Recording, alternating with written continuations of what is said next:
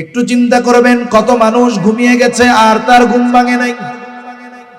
আমিও তো হতে পারে আজ রাত আমার শেষ রাত, হয়তো এই ঘুম আমার সেই ঘুম, শেষ ঘুম।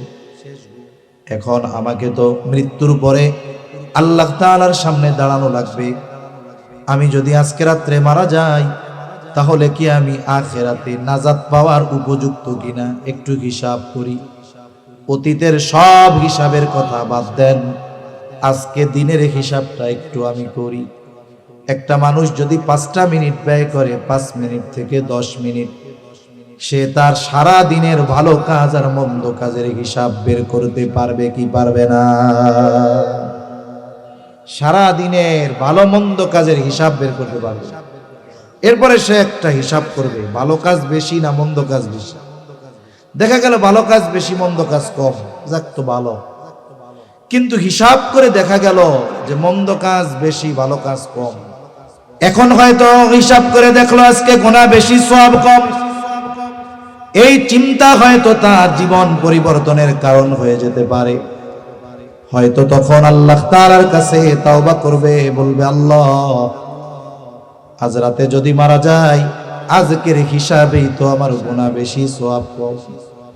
আয় আল্লাহ, জীবনে অনেক পাপ তো করেছি, আয় আল্লাহ আপনি আমার গুনাহগুলো মাফ করে দেন, আর আগামী থেকে গুনাহ করব না।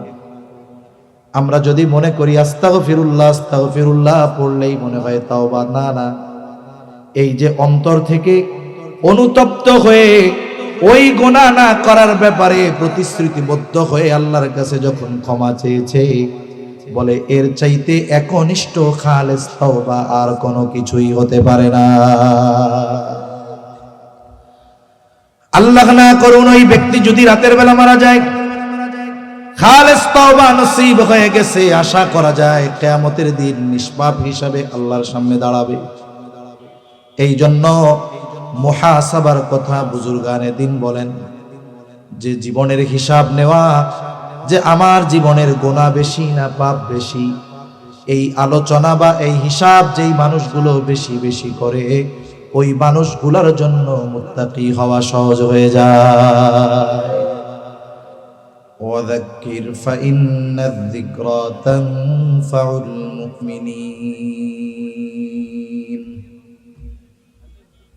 আল্লাহ রাব্বুল আলামিন বলেন, আপনি বারবার উপদেশ দেন, বারবার উপদেশ দেন, ওয়াজ করেন। কেন বারবার উপদেশ দিবেন, ওয়াজ করবেন? আল্লাহ তাআলা বলেন, ফাইন্নায-যিকরা তানফাউল মুমিনিন, কারণ ওয়াজ নসিহত উপদেশ এটা হলো মুমিনদের জন্য উপকারী। এই যে ওয়াজ মাহফিল, এগুলো আমাদের জন্য উপকারী। এই ওয়াজের দ্বারা যারা শুনবে, যারা মুমিন, এদের অবশ্যই উপকার হবে, ঠিক কিনা বলেন? আল্লাহ রাব্বুল আলামিন নবীকে এই জন্য ওয়াজ করার নির্দেশ দিয়েছেন। বুজুর্গানে দ্বীন এই জন্য বলেন ওয়াজ করা এটা হলো নবীওয়ালা কাজ। সাহাবায়ে কেরামকে নবীজি ওয়াজ করতেন, এই জন্য আমরা ওয়াজ শুনি, বলে এটা সাহাবাওয়ালা কাজ। নবীজি সাহাবায়ে কেরামকে যখনই সুযোগ পাইতেন তখনই ওয়াজ করতেন। এখন তো ওয়াজ নসিহতের জন্য নির্দিষ্ট সময়ের প্রয়োজন হয়।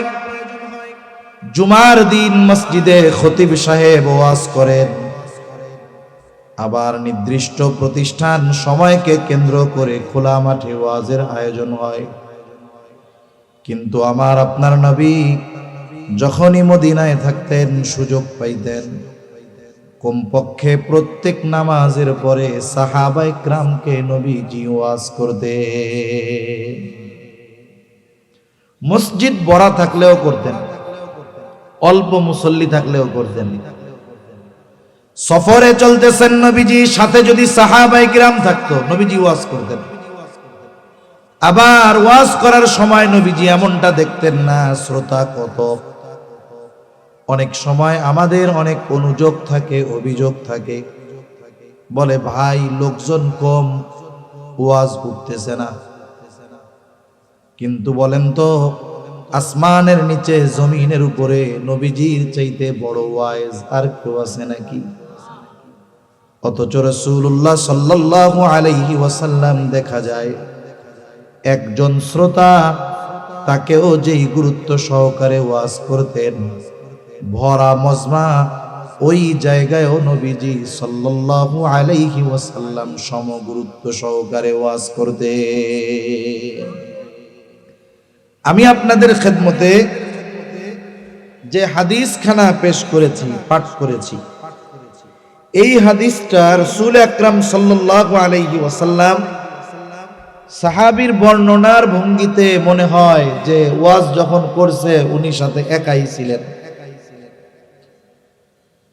যেই হাদিস খানা আপনাদের খেদমতে পাঠ করেছি এটা নবীজির সুন্দর এক নসিহত মাখা হাদিস। হাদিস বর্ণনাকারী হযরত আবু যর রাদিয়াল্লাহু তাআলা আনহু তিনি বলতেছেন, قال لي رسول الله صلى الله عليه وسلم, রাসূলুল্লাহ সাল্লাল্লাহু আলাইহি ওয়াসাল্লাম আমাকে বললেন, নির্দিষ্ট কইরা আমাকে বলেছেন, কলা লি, আমাকে বা আমার জন্য, অর্থাৎ আমাকে বলেছেন, ইয়া আবু যর, হে আবু যর, ইত্তাকিল্লাহা হাইসুমা কুনতা ওয়া আতবি'is সাইয়্যাতাল হাসানাতা তামহুহা ওয়া খালিকিন নাসা বিখুলুকিন হাসানিন। বলে, হে আবু যর, তুমি যেখানেই থাকো না কেন আল্লাহ তাআলাকে ভয় করবা। ও আবু যর, তোমার দ্বারা যদি কখনো মন্দ কাজ হয়ে যায়, অন্যায় কাজ হয়ে যায়, ভালো কাজ করবা, কারণ ভালো কাজ মন্দ কাজটাকে মিটিয়ে দেয়। এবং নবীজি বলেন, ও আবু যর, তুমি মানুষের সাথে সদাচরণ করবা। কুরআনুল কারীমের মধ্যে আল্লাহ তাআলা বারবার তাকওয়ার নির্দেশ দিয়েছেন। তাকওয়া, আল্লাহ তাআলা কুরআনুল কারীমের মধ্যে বলেন, ইয়া আইয়ুহাল্লাযীনা আমানুত্তাকুল্লাহ, হে ঈমানদারেরা, তোমরা আল্লাহ তাআলাকে ভয় করো। হাক্কা তুকাতিহি ওয়া লা তামুতুন্না ইল্লা ওয়া আনতুম মুসলিমুন। ভয় করার মতো ভয় করো, আর মুসলমান না হয়ে তোমরা মৃত্যুবরণ করিও না। কুরআনুল কারীমের অন্যতম একটি বৈশিষ্ট্য হলো, কোরআনে আল্লাহ তাআলা শুধু বান্দাদেরকে কোনো কর্মের আদেশ দেন এমনটা নয়, বরং ওই আদেশ দেওয়ার সাথে সাথে ওই আদেশ আমলে পরিণত করার পদ্ধতিও বলে দেন কে?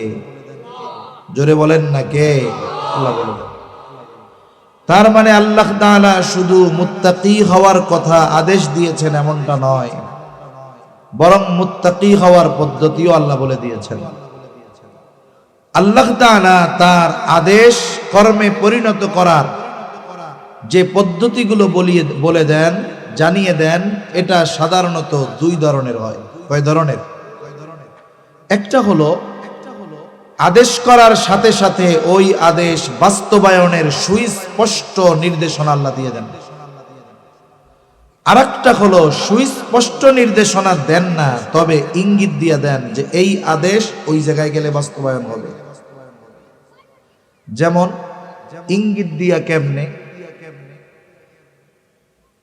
ঈমানের পরে সবচাইতে গুরুত্বপূর্ণ যেই আমল, সেটার নাম কি? জোরে বলেন না, নাম কি? নামাজ। আল্লাহ তাআলা কুরআনুল কারীমের মধ্যে নামাজের আদেশ করেছেন বারবার। ঈমানের পরে সবচাইতে গুরুত্বপূর্ণ ইবাদত হলো নামাজ। শুধু তাই না, নামাজ হলো এমন এক ইবাদত, নবীজি বলেন, আউয়ালু মা ইউহাসাবু বিহিল আবদু ইয়াউমাল কিয়ামাতিস সালাহ। কিয়ামতের দিন সর্বপ্রথম বান্দার নামাজের হিসাব নেওয়া হবে। ঈমানের পরে সবচাইতে গুরুত্বপূর্ণ ইবাদত নামাজ। বলেন তো, কাউকে যদি কুরআনুল কারীম হাতে দিয়ে এই কথা বলা হয়, যে আপনি নবীর হাদিস নবীর সুন্নাহর কাছে যাইতে পারবেন না, ধরতে পারবেন না, কোনো রেফারেন্স দিতে পারবেন না। শুধুমাত্র কোরআনুল কারীমের এই 30 পারার মধ্য থেকে ফজরের 2 রাকাত সুন্নাত আমরা যেভাবে আদায় করি, শুধু কোরআন থেকে ওই বিষয়গুলো হুবহু আমাদের বের করে দেয়। নুরানির ছোট বাচ্চারা অনেক সময় প্রদর্শনী দেখায় 2 রাকাত নামাজে 60টা মাসালা কোরআন থেকে বের করে দেন। হাদিসের কাছে যাওয়া যাবে না। কিয়ামত পর্যন্ত যদি সুযোগ দেওয়া হয়, নবীকে বাদ দিয়ে, নবীর সুন্নাহ বাদ দিয়ে, আল্লাহর কসম কোরআনুল কারীম থেকে 2 রাকাত নামাজ পড়ার পদ্ধতি বের করা যাবে না। তার মানে যদিও আল্লাহ তাআলা নামাজের আদেশ দিয়েছেন কোরআনে, কিন্তু নামাজের পদ্ধতি আল্লাহ তাআলা কোরআনে বর্ণনা করেন নাই। তাহলে নামাজের আদেশ দিয়েছেন আল্লাহ, আর নামাজের পদ্ধতি উম্মতকে শিখিয়ে দিয়েছেন মুহাম্মাদুর রাসূলুল্লাহ। এই জন্য নবীজি বলেন, সল্লু কামা রাআইতুমুনি উসাল্লি। নামাজ কিভাবে পড়বা? বলে আমাকে যেভাবে নামাজ পড়তে দেখো সেইভাবে পড়ো। আরো ইঙ্গিত আছে এই বিষয়গুলার। যেমন বান্দা আনুগত্য করবে রসুলের সাথে সাথে আল্লাহর আর আল্লাহর রসুলের। Oman ইউতিইল্লাহা war রাসূলা ফাউলাইকা মাআল্লাযীনা আন'আমাল্লাহ। আল্লাহ তাআলা বলেন, যে আল্লাহ এবং তার রসুলের আনুগত্য করবে। আনুগত্য মানে কি? বলে আল্লাহ তাআলার আদেশ নিষেধ মানবে, রসুলের আদেশ নিষেধ মানবে। আবার যদি জিজ্ঞাসা করি, আল্লাহ আপনার আনুগত্য কেমনে করব? আল্লাহ তাআলা আরেক জায়গায় জবাব দিয়ে বলেন, মাইয়ুতিইর রাসূলা ফাকাদ আতাআল্লাহ। যে আল্লাহর রাসূলের আনুগত্য করবে সে আল্লাহরই আনুগত্য করবে। সুবহানাল্লাহ বলে। এটা সবচাইতে বড় ইশারা যে আদেশ করছে কোরআনে। বাস্তবায়নের পদ্ধতি নাই, শিখবা কোথার থেকে? বলো আমার নবীর থেকে শিখে নাও। সুবহানাল্লাহ বলে। কিন্তু তাকওয়া অর্জনের বিষয়টা আল্লাহ তাআলা ইঙ্গিতে বলেন নাই, স্পষ্টভাবে বলে দিয়েছেন যে কোন কোন পদ্ধতি অবলম্বন করলে মুত্তাকি হওয়া যায়। বুজুর্গানে দ্বীনের কিছু কথা একটু নকল করে শোনাই আপনাদের। এখন আসেন আগে একটু জানি তাকওয়া কারে কয়। তাকওয়া কাকে বলে? তাকওয়ার এক শব্দ হলো ভয় করা। তাকওয়ার এক শব্দ কি? ভয় করা। মানুষ সাধারণত অপর মানুষকে 2টি কারণে ভয় করে। কয়টি কারণে? 1 নাম্বার, ভয় করে ওই ব্যক্তিকে, বলে সমাজের সবচাইতে খারাপ যেই ব্যক্তি, সন্ত্রাসী, চোর, ডাকাত, এইরকম মানুষ যারা, তাদেরকেও কিন্তু মানুষে ভয় করে। আবার আরেক শ্রেণীর মানুষকে ভয় করে, বলে তিনি চোরও নয়, তিনি ডাকাতও নয়। এই যে মনে করেন আপনাদের আশেপাশেই তো মনে হয় বড় গুণী না, এই মাদ্রাসার মুহতামিম সাহেব মুফতি সাখাওয়াতুল্লাহ কাসেমী হাফিজাহুল্লাহ, এই ব্যক্তিকে যদি কোনো যুবক চিনে আর সামনে দেখে, বলেন তো তার সামনে বিড়ি সিগারেট খাবে নাকি? আর এক বন্ধু কয়, কি 20 টাকা দিয়ে বেনসনটা কিনলাম, ফলাই দিলি কে? কি কয়? আসতেছে কে? কয় হুজুরে ভয় পাস। ওরে বাবা, মাদ্রাসার মুহতামিম, খবরদার, ওনার সামনে এডি করা যাইব? তাহলে মানুষ মানুষকে 2 কারণে ভয় পায়। একটা হলো মানুষ সর্বোচ্চ খারাপ হওয়ার কারণে, ওই খারাপির কারণে তাকে ভয় পায়। আর একজন মানুষ দিনদার, ভালো, মুত্তাকি, এই কারণে তাকে ভয় পায়। বলে খারাপের কারণে যাকে ভয় পায়, এই ভয়ের মধ্যে থাকে ঘৃণা। আর সম্মানের কারণে যাকে ভয় পায়, বলে এই ভয়ের মধ্যে থাকে মহব্বত আর ভালোবাসা। সম্মান, আজমত থাকে এই ভালোবাসা, ভয়ের মধ্যে। তাহলে বলেন, বান্দা আল্লাহকে ভয় করবে, সেই ভয়ের মধ্যে থাকবে আজমত, মহব্বত, ভালোবাসা, এটা নিয়ে ভয় করবে। কেন করবে? বলে আল্লাহই তো আমারে বানাইছে, আল্লাহই তো আমাকে রিজিক দেয়, তিনিই তো আমার রিজিক দাতা, তিনিই তো আমার রব। তিনি আমাকে কত ভালোবাসে। তাহলে আল্লাহ তাআলাকে ভয় করার উদ্দেশ্য কি? বলে তার আজমতকে সামনে রেখে মুহাব্বতের দৃষ্টিতে আল্লাহকে ভয় করা। বুজুর্গানে দিন বলেন তাকওয়ার আরাক অর্থ কি? বলে বিরত থাকা। কিসের থেকে? বলে আল্লাহ যা মানা করছে তার থেকে, তার মানে গুনার থেকে।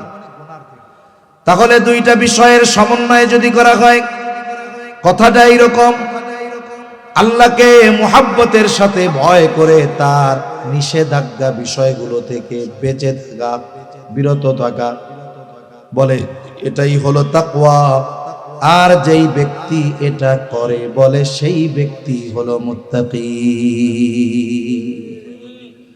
আমাদের মুত্তাকি হওয়ার দরকার আছে না নাই? আল্লাহ তাআলা মুত্তাকি হওয়ার নির্দেশ দিলেন। নির্দেশ দিয়ে মুত্তাকি কিভাবে হওয়া যেতে পারে? কিছু জিনিস শুধু লেখাপড়া করলেই হওয়া যায় তা না। মনে করেন আপনাদের এলাকার একজন মোটামুটি ভালো লেখাপড়া জানে, পড়তে পারে, ও চিন্তা করছে যে 4 বছর MBBS যারা হয় 4 বছর লেখাপড়া করার পরে ওরা তো 12-14টা বই পড়ে, তা আমি বাংলা বাজার থেকে নিয়ে 30টা বই কিনে নিয়ে আসলাম। 30টা মেডিকেলের বই নিয়ে আইসা পড়ছে। ওরা 4 বছরে পড়ছে 12টা, ও পড়ছে 4 বছরে কয়টা? 30টা। 30টা বই শেষ করার পরে ওই ব্যক্তি কোনো ডাক্তারের সহচর্যে থাকে নাই, কোনো মেডিকেল বিশ্ববিদ্যালয়ে লেখাপড়াও করে নাই। এবার আপনাদের বাজারে একটা ফার্মেসি বলছে যে আমি তো সব বিষয়ে লেখাপড়া করছি, অলরাউন্ডার ডাক্তার, সব রোগের চিকিৎসা করি। তোমরা গোপালগঞ্জ কষ্ট করে যাবা কেন? 500 টাকা ভিজিটের দরকার নাই, আমি ফাউদে ঘুমনে আমার দোকান থেকে ওষুধ কিনলে হইব। বলেন তো, যে ব্যক্তি জানে যে ও কোনো ডাক্তারের সাথে থাকে নাই, কোনো মেডিকেল কলেজে পড়ে নাই, ওর কাছে জ্বরের ট্যাবলেট কেনার জন্য ডরে কেউ যাবে না, ঠিক কিনা বলেন? এজন্য কিছু জিনিস আছে যেগুলো পড়ালেখা কইরাই অর্জন করা যায় তা না, সৌন্দর্যের মাধ্যমে অর্জিত হয়, সোহবতের কারণে অর্জিত হয়। এই তাকওয়া লেখাপড়া কইরা কিন্তু অর্জন করা যায় না। এটা অর্জনের যতগুলো মাধ্যম, এর মধ্যে অন্যতম মাধ্যম হলো সোহবত, সাহচর্য। যেমন লোহা আছে না, লোহা, লোহা চিনেন তো? লোহা লোহা লোহা নরম না শক্ত? চম্বুক চিনেন? চম্বুক, বলেন তো চম্বুক লোহার চাইতে শক্ত না নরম? লোহার চেয়ে শক্ত না, লোহার চাইতে নরম। কিন্তু চম্বুকের মধ্যে একটা গুণ আছে। বলে কি গুণ? বলে ও লৌহজাত দ্রব্যকে আকর্ষণ করতে পারে। টাইনে ধরে, টাইনে ধরে, টাইনে নই আসে, যে যাই হোক আকর্ষণ করে, টেনে নিয়ে আসে। এখন লোহা যদি চিন্তা করে ও হলো আমার চাইতে দুর্বল, ওর মধ্যে এই গুণ, এটা তো মেনে নেওয়া যায় না। এখন লোহা যদি নিজে নিজে চিন্তা করে আমি একা একা চম্বুকের এই গুণ অর্জন করব, এটা কি কিয়ামত পর্যন্ত সম্ভব? কিন্তু বাড়িতে গিয়া খেয়াল করবেন, অনেক সময় আপনার আমার বাড়িতে ছোট ছোট মাইক পাওয়া যায়, রেডিওর একটা মাইক, পেছনে ছোট্ট একটা চম্বুক। ওই ছোট্ট চম্বুকের সাথে একটা ব্লেড অথবা ছোট একটা লোহার একটা টুকরা ধরায় রাখবেন। 2, 4, 10 দিন ওই লোহাটা যখন চম্বুকের সাথে থাকবে, এইবার ওই লোহার টুকরো দিয়ে অন্যান্য লৌহজাত দ্রব্যর দিক যখন ধরবেন, দেখবেন লোহাটাও চম্বুকের মতো আকর্ষণ করতেছে।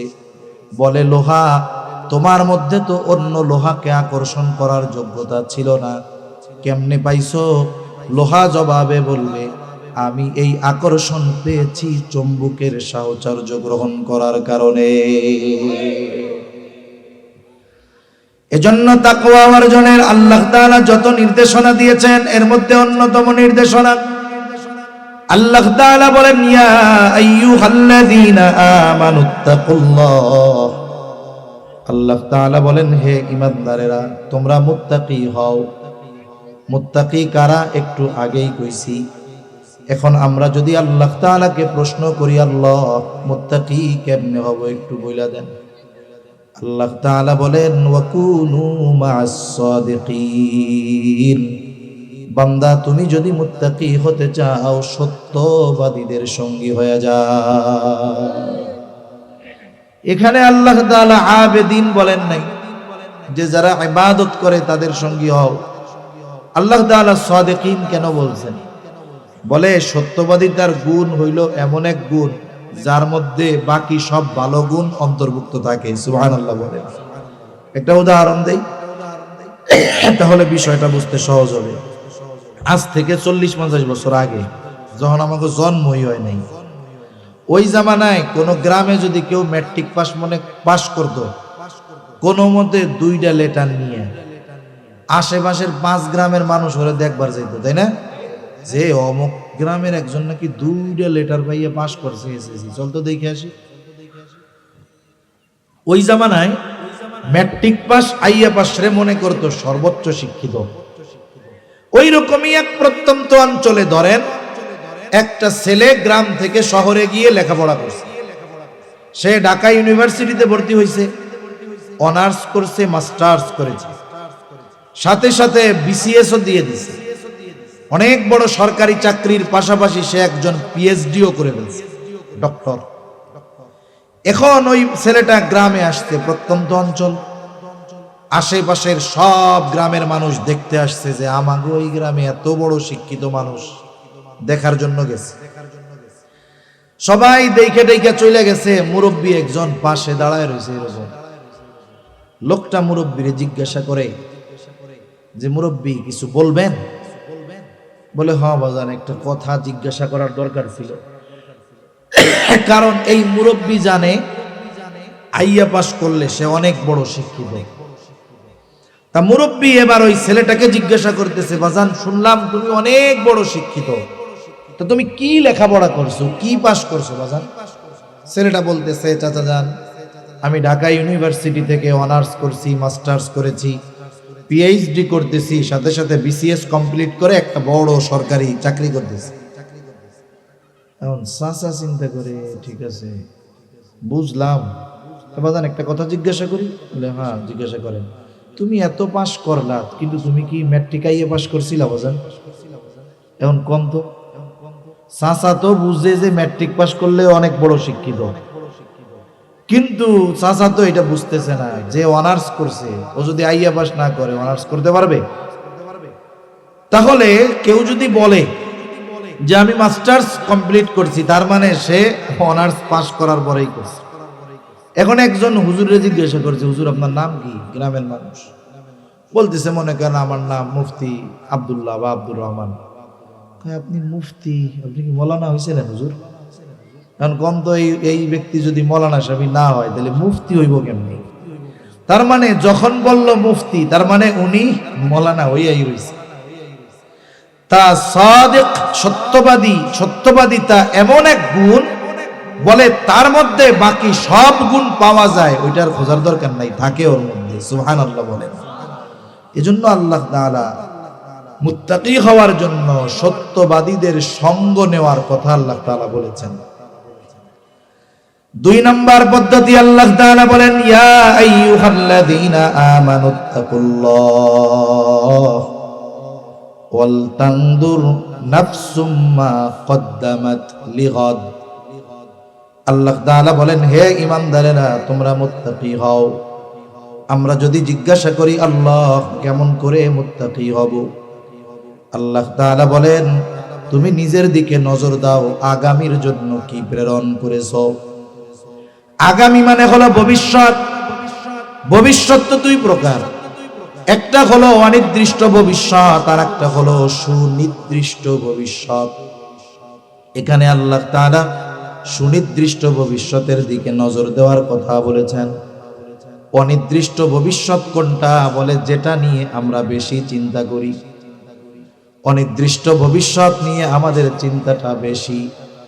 মনে করেন একটা লোক সরকারি চাকরিতে ঢুকছে, বয়স হলো তার 18 বছর বা 20 বছর। যখন থেকে তার চাকরি শুরু, একেবারে শুরুর মাসের স্যালারি থেকে তার বেতনের নির্দিষ্ট একটা অংশ গভর্নমেন্ট কেটে রাখে, তাকে দেয় না। জিজ্ঞাসা যদি করা হয় দিবেন কখন, বলে এ চাকরি কইরা যখন 62 বছর বয়সে অবসর নিবে, যেই পরিমাণ টাকা জমবে তার দ্বিগুণ তাকে প্রদান করা হবে। আবারও চিন্তা করে সরকারও জমাইতেছে, আমিও মাসে মাসে 2-3 হাজার জমাই, কি করবা? বলে এখন তো শক্তি আছে, সামর্থ্য আছে, যখন 62 বছর বয়সে চাকরি ছেড়ে দিব ওই সময় যেন অন্যান্য কাজে না জুড়তে হয়, বাড়িতে বসে বসে যেন খাইতে পারি, এই জন্য আমিও জমাই, সরকারও জমাই। বলেন তো 20 বছরের যেই মানুষটা 62 বছরের পরে বাড়ি এসে ভালো থাকার জন্য, ভালো খাওয়ার জন্য জমাইতেছে, ভবিষ্যতের জন্য জমাচ্ছে, বলেন তো এই ভবিষ্যৎ তার জন্য সুনির্দিষ্ট নাকি অনির্দিষ্ট? কারণ ও জমাচ্ছে, কিন্তু খাইতে পারবে কিনা এর কোনো নিশ্চয়তা নাই। কিন্তু সুনির্দিষ্ট ভবিষ্যৎ কোনটা? বলে মরার পরে যেটা শুরু হবে, এটা সুনির্দিষ্ট ভবিষ্যৎ। আল্লাহ তাআলা ওই ভবিষ্যতের দিকে নজর দিতে বলছে, যে ওই জায়গার জন্য, ভালো থাকার জন্য কি পাঠাইতেছ? বুড়াকালে ভালো থাকার জন্য জুয়ানকালে জমাও, কিন্তু বুড়াকাল পর্যন্ত পৌঁছাইতে পারবা কিনা নিশ্চয়তা নাই। কিন্তু কবরে যাইতে হবে, এটা তো নিশ্চিত। ওইখানে ভালো থাকার জন্য কি জমাইতেছ, একটু নিজে নিজে নজর দিও। এজন্য বুজুর্গানে দিন একটা ভাষা ব্যবহার করেন, বলেন মুহাসাবা, হিসাব করতে, হিসাবের কথা বলে। টাকা পয়সার হিসাবের কথা না, ধন দৌলতের হিসাবের কথা না, কিন্তু আমাদের অভ্যাস হইল আমরা টাকা পয়সা, ধন দৌলতের হিসাব খুব ভালো করি, কিন্তু এখানে হিসাব করার কথা ছিল আমলের হিসাব, জীবনের হিসাব। দুনিয়ার লাইনেও যেই মানুষগুলো হিসাবী এরাই সফল। মনে করেন বড় বাজারে অনেক সময় বড় বড় ব্যবসায়ী থাকে, ওই ব্যবসায়ী হুট করে একদিনেই বড় ব্যবসায়ী হয়ে যায় না। দেখা যায় 3000 টাকার পুঁজি নিয়ে ব্যবসা শুরু করেছিল, টালটু পাল্টু করে নাই, যথা নিয়মে ব্যবসা পরিচালনা করেছে। দেখা গেছে 20 বছর পর 3000 টাকার পুঁজিওয়ালা এখন 3 কোটি টাকার মালিক হয়ে গেছে। এজন্য প্রত্যেক বড় বড় বাজারে কিছু ব্যবসায়ী থাকে যারা নিয়ম নীতি মেনটেন করে চলে। বাজার বন্ধ হয়ে যাবে 10টায়, ও দোকানের শাটার নামায় দেয় 8টায়, দোকানের মধ্যে বসে বৈশা কি করে? বলে সারা দিনের হিসাব নিকাশ করে। হিসাব নিকাশ কি করে? দোকানদাররা সাধারণত 4 ধরনের হিসাব করে। কয় ধরনের? আদর্শ দোকানদার যারা, সব দোকানদার না। প্রথম হিসাব করে যে আজকে আমার বেচা কেনা কত হলো। দ্বিতীয় হিসাব করে আজকে আমি কত টাকার মাল জিনিস কিনলাম। তৃতীয় হিসাব করে আজকে সারাদিনে আমার বাকি কত গেল। এই 2 হিসাব 3 হিসাবকে সামনে রেখে সে বের করে আজকে আমার কত টাকা লাভ হইল।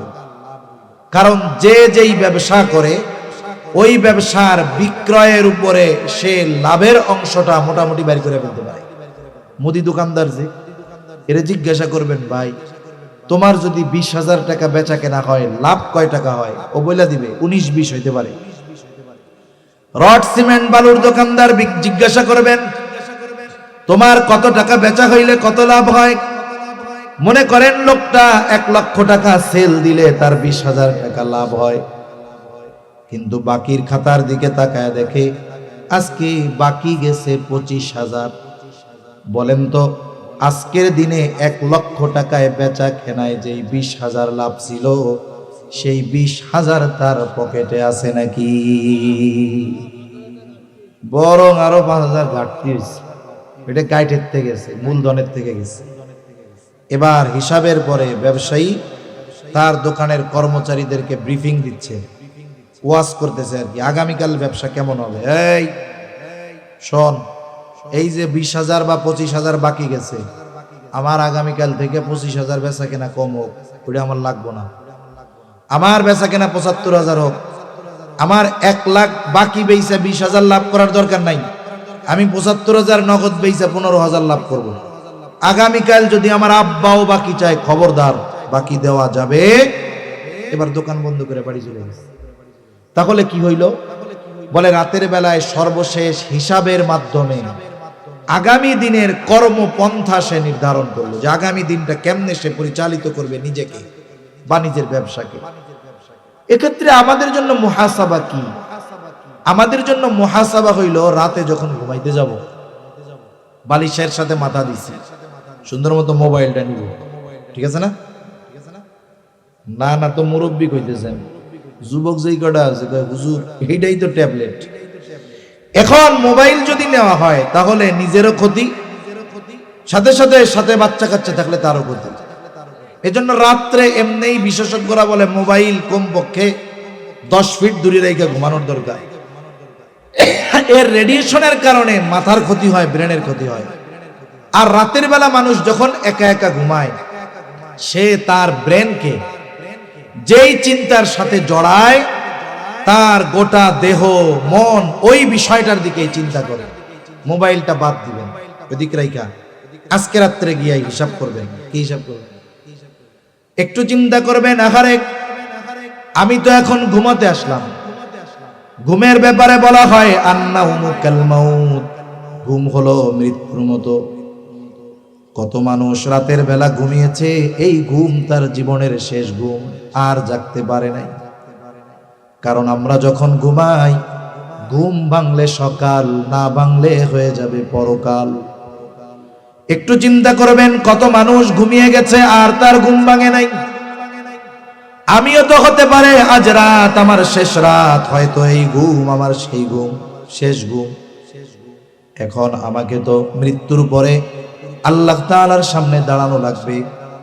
আমি যদি আজকে রাত্রে মারা যাই, তাহলে কি আমি আখিরাতে নাজাত পাওয়ার উপযুক্ত কিনা? একটু হিসাব করি।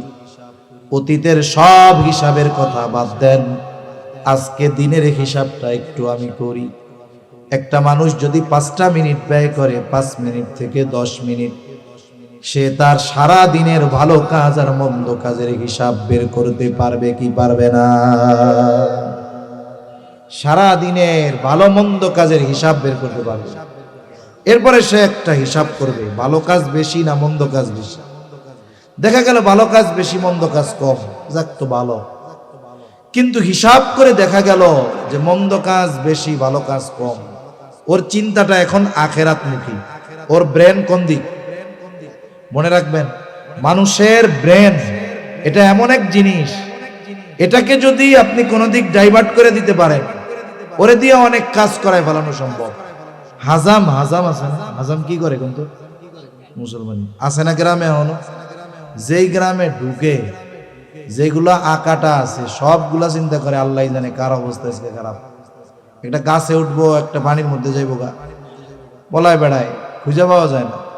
এই হাজাম যখন মুসলমানি দেয়, খুব রসের রসের কথা কয়, ব্রেনটারে অন্য দিক নিয়ে যায়। মানে ওই বাচ্চাকে বুঝতে দেয় না যে তোর মাথা কাটা হবে।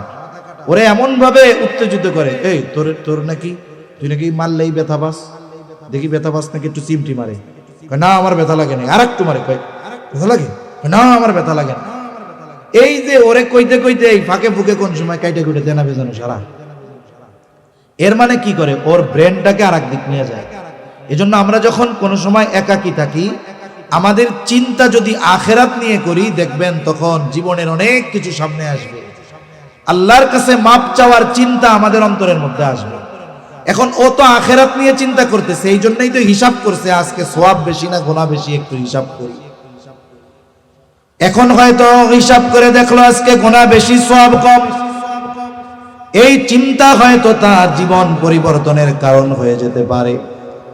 হয়তো তখন আল্লাহ তাআলার কাছে তাওবা করবে, বলবে আল্লাহ আজ রাতে যদি মারা যায়, আজকের হিসাবেই তো আমার গুনাহ বেশি সওয়াব কম।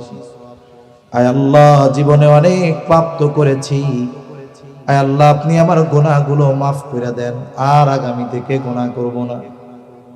আমরা যদি মনে করি আস্তাগফিরুল্লাহ আস্তাগফিরুল্লাহ পড়লেই মনে হয় তাওবা, না না, এই যে অন্তর থেকে অনুতপ্ত হয়ে ওই গুনাহ না করার ব্যাপারে প্রতিশ্রুতিবদ্ধ হয়ে আল্লাহর কাছে যখন ক্ষমা চেয়েছে, বলে এর চাইতে একনিষ্ঠ খালেস তাওবা আর কোনো কিছুই হতে পারে না। আল্লাহ না করুন ওই ব্যক্তি যদি রাতের বেলা মারা যায়, খালেস তাওবা নসিব হয়ে গেছে, আশা করা যায় কিয়ামতের দিন নিষ্পাপ হিসাবে আল্লাহর সামনে দাঁড়াবে। এই জন্য মুহাসাবার কথা বুজুর্গানে দিন বলেন যে জীবনের হিসাব নেওয়া যে আমার জীবনের গুনাহ বেশি না পাপ বেশি, এই আলোচনা বা এই হিসাব যেই মানুষগুলো বেশি বেশি করে ওই মানুষগুলোর জন্য মুত্তাকি হওয়া সহজ হয়ে যায়। আলোচনা অনেক লম্বা হয়ে যাইতেছে, আমি আমার আগের কথার দিকে ফিরে আসি। তাহলে রাসূল আকরাম সাল্লাল্লাহু আলাইহি ওয়াসাল্লাম হযরত আবু যর রাদিয়াল্লাহু তাআলা আনহুকে নির্দেশ দিয়েছে, যেখানেই থাকো না কেন ভয় করবা কাকে? বলেন তো, পৃথিবীর এমন কোন জায়গা আছে যেই জায়গায় গিয়ে যদি গুনাহ করা হয় আল্লাহ তাআলা দেখবে না? এরকম 2-1 ইঞ্চি জায়গা আছে? এই পৃথিবীর যত সমুদ্র আছে, মহাসমুদ্র, সবচাইতে গভীর জায়গা যেই জায়গা বলে প্রায় 13,000 মিটারের বেশি, মানে 13 কিলোমিটার গভীর। বিজ্ঞান বলে সূর্যের আলো পানির কয়েকশো মিটার নিচ পর্যন্ত যায়, এরপরে আর যায় না। বলে ওই সমুদ্রের একেবারে তলদেশে ক্ষুদ্র ক্ষুদ্র ছোট ছোট প্রাণী আছে। ওই সমুদ্রের তলে আমাবস্যার অন্ধকারের চাইতেও বেশি অন্ধকার। বলে ওই সমুদ্রের একেবারে তলদেশে ওই জায়গায় কিছু প্রাণী চলাচল করে বালুর উপরে, সমুদ্রের নিচে। ওই প্রাণীগুলো মানুষ দেখতে পারে না। বলে ওই প্রাণী যত ক্ষুদ্র হোক না কেন, জায়গাটা যত অন্ধকার হোক না কেন, ওই প্রাণীটাকেও আল্লাহ দ্বারা সুস্পষ্টভাবে দেখে। শুধু তাই না, ওই ছোট প্রাণীটা চলাচল করার দ্বারা যেই আওয়াজ হয়, ওই আওয়াজও সুস্পষ্টভাবে যিনি শুনতে পারেন তিনি কে? এ বিশ্বাস যদি আমার আপনার মধ্যে থাকে, পাপ করার উপায় আছে। হযরত লোকমান, নাম শুনছেন না? লোকমান কি প্রজ্ঞাময় এক ব্যক্তি, প্রজ্ঞাবান এক ব্যক্তি। হযরত লোকমান তার সন্তানকে কিছু উপদেশ দিয়েছে। উপদেশগুলো আল্লাহ তাআলার কাছে খুব পছন্দ হয়েছে। হযরত লোকমানের সময়কাল ছিল হযরত দাউদ আলাইহিস সালামের আগে। উনি ওই সময় মানুষের মধ্যে মাসলা মাসাইল বর্ণনা করতেন, দাউদ আলাইহিস সালামের নবুয়তির আগ পর্যন্ত। দাউদ আলাইহিস সালামের নবুয়তির পর উনি আর ফতোয়া দেন নাই। কিন্তু সন্তানকে যে নসিহতগুলো হযরত লোকমান করছে আল্লাহ তাআলার কাছে খুব ভালো লাগছে, পছন্দ হয়েছে। আল্লাহ তাআলা হযরত লোকমানের এই উপদেশগুলো দাউদ আলাইহিস সালামের জবুরে নাজিল করেন নাই, মূসা আলাইহিস সালামের তাওরাতে নাজিল করেন নাই, ঈসা আলাইহিস সালামের ইনজিলে নাজিল করেন নাই। আল্লাহ তাআলা তার পছন্দনীয় ওই নসিহতগুলো কোরআনুল কারীমে নাজিল করেছেন, যাতে করে তার বান্দারা, তার হাবিবের উম্মতেরা ওই হযরত লোকমানের নসিহতের আলোকে সন্তানদেরকে গড়ে তুলতে পারে। নসিহতগুলোর মধ্যে একটা উপদেশ বা নসিহত হলো এইটা। হযরত লোকমান তার সন্তানকে বলতেছে, ইয়া বুনাইয়া ইন্নাহা ইন তাকু মিসকালা হাববাতিন মিন খারদালিন ফাতাকুন ফি সখরাতিন আও ফিস সামাওয়াতি আও ফিল আরদ ইয়াতি বিহাল্লাহ। হযরত লোকমান বলতেছে, হে আমার বৎস, তোমার আমলটা, হা দ্বারা উদ্দেশ্য হলো আমল, সেই আমলটা নেক আমল হোক আর বদ আমল হোক। হযরত লোকমান বলেন, তোমার ওই আমলটা যেটা তুমি করেছো, ইন্নাহা ইন তাকু মিসকালা হাববাতিন মিন খারদাল, যেই আমলটা হলো একটা সরিষা দানা পরিমাণ, যেইটারে তুমি করছো, আমলটা কোথায় করেছো? বলে ফাতাকুন ফি সখরা, আমলটা যদি তুমি কোনো পাথরের মধ্যে কইরা থাকো, আও ফিস সামাওয়াত, আসমানের মধ্যে যদি কইরা থাকো, আও ফিল আরদ, জমিনেও যদি করে থাকো, আমলটা কতটুকু? বলে সরিষা দানা পরিমাণ। বলে এই সৃষ্টি জগতের যেখানেই তুমি ওই সরিষা দানা পরিমাণ আমলটা করো না কেন, ইয়াতি বিহাল্লাহ, ওই আমলটাও যিনি হাজির করবেন তিনি কে? এই আয়াতের তাফসীরে হযরত আনাস রাদিয়াল্লাহু তাআলা আনহু থেকে হাদিস আসছে, রাসূলুল্লাহ সাল্লাল্লাহু আলাইহি ওয়াসাল্লাম বলেন যে কেউ যদি এমন কোন পাথরের মধ্যে গিয়ে আমল করে, বলে কেমন পাথর? বলে যেই পাথরে ঢোকার বের হওয়ার কোনো দরজা নেই, যেই পাথরে ঢোকার জায়গা নাই, বের হওয়ার জায়গা নাই, ওটার মধ্যে কি যাওয়া সম্ভব? জোরে বলেন সম্ভব? অসম্ভব। এই অসম্ভবও যদি কেউ সম্ভব করে ফেলে, ওইখানে গিয়েও যদি কেউ সরিষা দানা পরিমাণ আমল করে, হাজির করবে কে? জোরে বলেন না কে? আল্লাহ। বলেন তো এই বিশ্বাস যার মধ্যে আছে যে আমি যেখানেই আমল করি না কেন, যত ছোট হোক আল্লাহ দেখেন, হাজির করবেন, বলেন তো সে কি গুনাহ করতে পারে? আল্লাহ তাআলা তো আমাকে আপনাকে সর্বহালতে দেখতেছেন। আল্লাহ তাআলা বলেন ওয়ালাকাদ খালাকানাল ইনসানা ওয়া না'লামু মা তুওয়াসওয়িসু বিহি নাফসুহু ওয়া নাহনু আকরাবু ইলাইহি মিন হাবলিল ওয়ারিদ। আল্লাহ তাআলা বলেন আমি মানুষ সৃষ্টি করেছি, শুধু তাই না, ওয়া না'লামু মা তুওয়াসওয়িসু বিহি নাফসুহু, আমি জানি কোন জিনিস তাদের অন্তরের মধ্যে ওয়াসওয়াসা দেয়। আধুনিক চিকিৎসা অনেক উন্নত, আপনি এখনো অসুস্থ হন নাই, কিন্তু আপনার একটু জানতে মন চায় আমার কিডনিটা কতটুকু ভালো আছে, আপনার জানতে মন চায় আমার লিভারটা কতটুকু ভালো আছে, আপনার জানতে মন চায় আপনার হার্ট কতটুকু ভালো আছে। আপনাকে আমাকে মেশিনের মধ্যে ভরে দেওয়া হবে, কয়েক মিনিটের মধ্যে রিপোর্ট বের হয়ে যাবে, কিডনি এখনো এত পার্সেন্ট ভালো, কিডনির পয়েন্ট এইটা, হার্টের মধ্যে কোনো ব্লক নাই, ভালো আছে, লিভারে এখনো চর্বি টর্বি জমে নাই, অসুবিধা নাই। তার মানে অসুস্থ হওয়ার আগে শরীরের গুরুত্বপূর্ণ অঙ্গ প্রত্যঙ্গগুলোর ব্যাপারে খবর পাওয়া যায়। বলেন তো এই পৃথিবীতে এমন কোন মেশিন নাজিল হয়েছে নাকি, আবিষ্কৃত হয়েছে নাকি, যেই মেশিনের মধ্যে আমাকে আপনাকে যদি ঢুকিয়ে দেওয়া হয়, আমার আপনার অন্তরে কি কথা আছে সেটা প্রিন্ট হয়ে বের হয়ে আসবে? আছে? মেশিন ঠিক নাই, কিন্তু আল্লাহ তাআলার কাছে ওই খবর আছে না নাই? এখন যদি জিজ্ঞাসা করি আল্লাহ কেমনে জানেন আমার অন্তরের খবর? আল্লাহ তাআলা বলেন ওয়া নাহনু আকরাবু ইলাইহি মিন হাবলিল ওয়ারিদ। আল্লাহ তাআলা বলে বান্দা আমি তোমার শাহরগের চাইতেও অধিক নিকটে। বুজুর্গানে দ্বীনের ভাষায় বলি, বলে আল্লাহ আমাদের কত কাছে, বলে আমি আপনি আমার আপনার যত কাছে, তার চাইতে বেশি কাছে যিনি তিনি কে?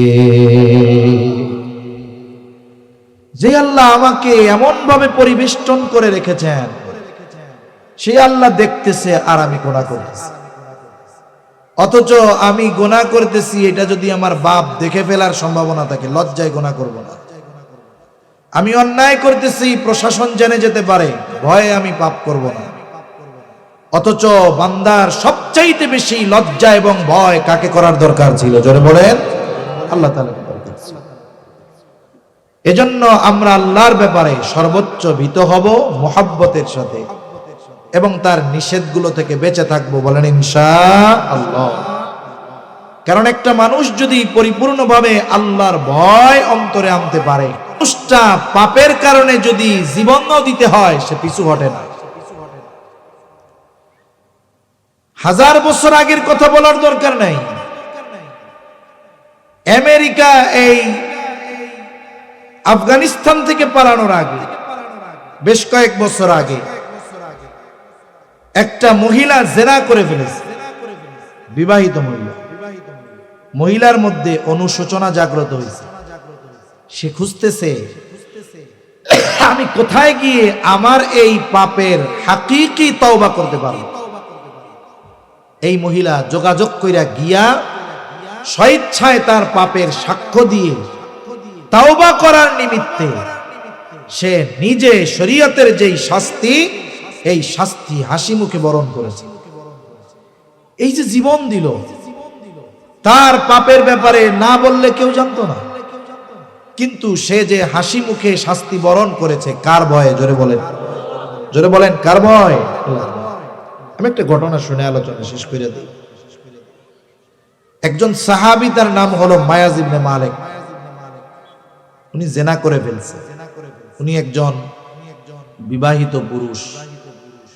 এখন অনেক আছে সাহাবা বিদ্বেষী, আছে না নাই? তাদেরকে যদি বলা হয় সাহাবায়ে কেরাম মিয়ারে হক, সত্যের মাপকাঠি, ওনারা তখন বলে সাহাবায়ে কেরামের মাধ্যমে তো জেনা সংগঠিত হয়েছে।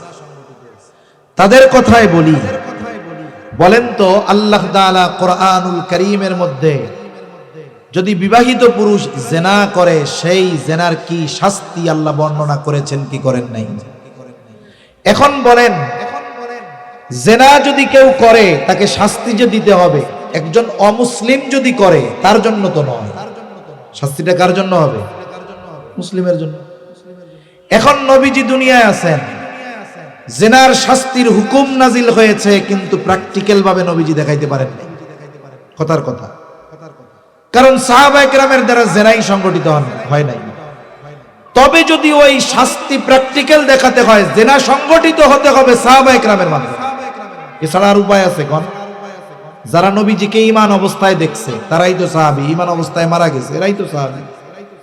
এজন্য আল্লাহ তাআলা লক্ষাধিক সাহাবায়ে কেরামের মধ্যে, লক্ষ লক্ষ সাহাবায়ে কেরামের মধ্যে এক দুইটা ব্যতিক্রম ধর্মী ঘটনা ঘটিয়েছেন। কেন? বলে নবীজির কাছে শাস্তির যেই বিধান আল্লাহ নাজিল করেছেন, এই বিধানটা বাস্তবে প্রয়োগ নবীর মাধ্যমে দেখানোর জন্য। তাদের দ্বারা জেনা সংগঠিত হয়েছে ঠিক, এর দ্বারা তাদের মর্যাদা কমে যায় নাই, বরং এই তাওবার কারণে আল্লাহর কাছে মর্যাদা আরো বেড়ে গেছে। ঠিক কিনা বলেন? কারণ বনি আদমের দ্বারা গুনাহ হতেই পারে। নবীজি বলেন প্রত্যেকটি বনি আদম পাপী, তবে সর্বোত্তম পাপীকে যে পাপের উপরে অটল থাকে সে নয়, বলে যে তাওবা করে সে হইল উত্তম পাপী। তা মায়াজ ইবনে মালিকের দ্বারা জেনা সংগঠিত হয়েছে। এখন জেনার কোনো সাক্ষী নেই। পাপ সম্পাদিত হওয়ার পরে মানুষ অনুতপ্ত হয়, সে চিন্তা করতেছে জেনা তো করলাম, কেউ দেখে নাই, ঠিক আল্লাহ তো দেখছে। এই গুনার তাওবা তো আস্তাগফিরুল্লাহ পাঠ করলে হবে না। এ জেনার শাস্তি কি? এর তাওবা কি?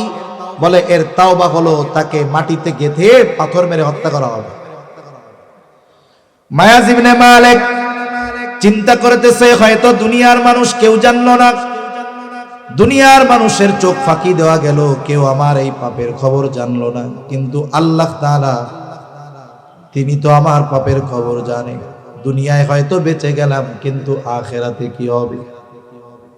এই যে আল্লাহ দেখে ফেলেছে, এই ভয়, আখিরাতের ভয় মায়াজ ইবনে মালিককে তাওবার ব্যাপারে উদ্বুদ্ধ করেছে। আর মায়াজ ইবনে মালিকও জানে এই পাপের তাওবা আস্তাগফিরুল্লাহ না। চলে গেছে নবীজির কাছে, গিয়ে বলে ইয়া রাসূলুল্লাহ, আমি জিনা করেছি, আমাকে আপনি পবিত্র করে দেন। নবীজি স্বাভাবিকভাবে তাকে বললেন যাও আল্লাহর কাছে ক্ষমা চাও, আল্লাহ মাফ করে দিবে। মায়াজ ইবনে মালিক চলে গেছে। কিছু দূর যাওয়ার পরে হয়তো চিন্তা করে, হায় রে, নবীজিকে জিনার কথা বলেছি, কিন্তু কোন ধরনের জেনা তা তো বলি নাই। কারণ নবীজি তো বলেছেন প্রত্যেকটা অঙ্গ প্রত্যঙ্গের আলাদা আলাদা জেনা আছে। চোখের জেনা হলো দেখা, হাতের জেনা হলো ধরা, জবানের জেনা হলো বলা, পায়ের জেনা হলো চলা, অন্তরের জেনা হলো অনুভব করা। কোন জেনার কথা কইছি নবীজিকে তো স্পষ্ট বলি নাই। এই চিন্তা করে আবার ফিরে আসছে, নবীজির পাশে এসে বসে বলে ইয়া রাসূলুল্লাহ, জিনা করেছি, পবিত্র করে দেন। নবীজি চেহারা ফিরে ফেলছেন, অপর পাশে গিয়ে আবার সামনে গিয়া বলে জিনা করেছি, পবিত্র করে দেন।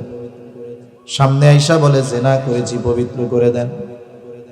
সে মোট কথা তার জেনার সাক্ষী হিসাবে সে নিজেই সাক্ষ্য দিয়ে দিয়েছে। চারজন সাক্ষী দরকার, সে 4 বার নিজের থেকেই সাক্ষ্য দিছে যে জিনা করেছি, পবিত্র করে দেন। রাসূলুল্লাহ সাল্লাল্লাহু আলাইহি ওয়াসাল্লাম সাহাবায়ে কিরামকে জিজ্ঞাসা করে, এ কি পাগল নাকি, মাথা খারাপ হয়ে গেছে নাকি? কারণ একটা মানুষ যখন পাগল হয়ে যায়, মস্তিষ্ক বিকৃত হয়ে যায়, অনেক কিছু বলতে পারে, করতে পারে। উপস্থিত সকলেই বলে, না ইয়া রাসূলুল্লাহ, এ তো পাগল না, এর মস্তিষ্ক ঠিক আছে, এ সুস্থ ব্যক্তি। নবীজি এবার বলে, দেখো তো মদ পান করেছে কিনা। নবীজি বলেন, দেখো তো মদ পান করেছে কিনা। পরীক্ষা করা হলো, না, মদ পান করে নাই। এবার নবীজি আবার মায়াজ ইবনে মালিককে জিজ্ঞাসা করে, মায়াজ তুমি কি বলতে চাও? বলে, ইয়া রাসূলুল্লাহ, আমি জিনা করেছি, পবিত্র করে দেন। বলে, কেমন জিনা? বলে, বৈধ স্বামী স্ত্রী যা করে আমি অন্যায়ভাবে এটা করেছি। মায়াজ ইবনে মালিকের তাওবা হলো পাথর নিক্ষেপে হত্যা। সব ব্যবস্থাপনা করা হলো, মায়াজ ইবনে মালিককে পাথর নিক্ষেপে হত্যা করা হলো। নবীজি স্বয়ং উপস্থিত থেকে কাফন, জানাজা, দাফনে নবীজি অংশগ্রহণ করলেন। মায়াজ ইবনে মালিককে কবর দিয়ে ফিরে আসতেছেন সবাই। 2 জন ব্যক্তি মায়াজ ইবনে মালিকের কবরের দিকে ইশারা করে বলে, দেখো এই লোকটা মায়াজ ইবনে মালিক বড় বোকা, তার গোনা, এই পাপ গোপন করার সুযোগ ছিল, নবীজি তাকে ফিরিয়েও দিয়েছিল, কিন্তু লোকটা বড় বোকা, আবার ফিরে এসে নিজের জিনার কথা মানুষের সামনে স্বীকৃতি দিয়ে দিল। শুধু তাই না, নিজে তো মরলই, সাথে সাথে সমাজের মানুষও জেনে গেল মায়াজ ইবনে মালিক একজন জিনাকার। এই 2 ব্যক্তির কথোপকথন নবীজি সাল্লাল্লাহু আলাইহি ওয়াসাল্লাম শুনছেন। ওই জায়গায় কিছু বলেন। কিছু দূর অগ্রসর হওয়ার পরে নবীজি দাঁড়িয়ে গেলেন। মরুভূমির ভিতরে একটা মরা গাধা রৌদ্রের তাপে ঝলসে গেছে, পা 2টা উপরের দিকে উঠে গেছে। নবীজি ওখানে দাঁড়িয়ে বলতেছেন, ওই 2 ব্যক্তি কোথায়? এবার নবীজির সামনে তারা আসলো। নবীজি বলে, যাও, ওই যে মরা গাধা, এটার গোশত খাও। 2 জন বলে, ইয়া রাসূলুল্লাহ, মরা গাধার গোশত খাওয়া যায় নাকি? নবীজি বলেন, তোমরা 2 জন তোমাদের ভাই মায়াজ ইবনে মালিকের গীবত করেছ। বলে, ইয়া রাসূলুল্লাহ, আমরা তো সত্য কথাই কইছি। নবীজি বলেন, শোনো, মায়াজ ইবনে মালিক যদিও শয়তানের ধোঁকায় পড়ে গুনাহ করেছে, গুনাহ গোপন করার সুযোগ ছিল, কিন্তু আল্লাহ তাআলার ভয়, আখিরাতের ভয় তাকে তাওবার ব্যাপারে উদ্বুদ্ধ করেছে। গোপন করার সুযোগ থাকার পরেও করে নাই। মায়াজ ইবনে মালিক তাওবা করেছে। আমি তো মায়াজ ইবনে মালিককে দেখতেছি জান্নাতের মধ্যে চলতেছে। সুবহানাল্লাহ বলে। শুইনা রাখো, মায়াজ ইবনে মালিক জিনা করেছে ঠিক, কিন্তু পরকালের ভয়, আল্লাহর ভয় তাকে গুনাহ গোপন রাখতে দেয় নাই। সে তাওবা করেছে, তার তাওবা আল্লাহ তাআলার কাছে কবুল হয়েছে। কত পছন্দনীয় হয়েছে মায়াজ ইবনে মালিকের তাওবা। নবীজি বলেন, মায়াজ ইবনে মালিকের তাওবা যদি কোনো সম্প্রদায়ের মধ্যে বন্টন করে দেওয়া হয়, ওই সম্প্রদায়ের, ওই কওমের সকল পাপীর নাজাতের জন্য মায়াজ ইবনে মালিকের তাওবা যথেষ্ট হয়ে যাবে।